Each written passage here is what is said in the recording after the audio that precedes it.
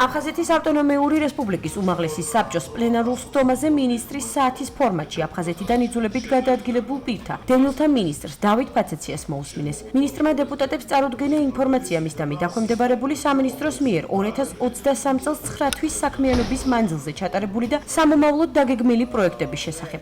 გაიმართა საქმიანი დისკუსია, რომელშიც აქტიურად მონაწილეობდნენ უმაღლესი საბჭოს წევრები. დეპუტატებმა დადებითად შეაფასეს მინისტრის აპარატის და ხელმძღვანელობის მიერ გაწეული მუშაობა. კოლეგებმა აღნიშნეს და მე დავეთანხმები, რომ მოხსენება იყო ყოვლის მომცველი. ჩვენი დევნილთა სამინისტრო ახორციელებს მთელ რიგ პროგრამებს, რომელიც ჩვენი დევნილი მოსახლეობის სასიცოცხლოდ მნიშვნელოვან საკითხებს ეხება.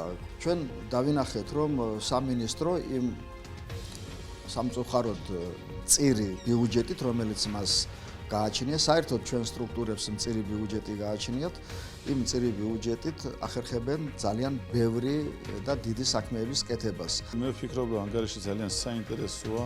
დატვირთულია ბევრი იმ საქმიანობები, რაც ჩვენ განვახორციელებთ წლის განმავლობაში.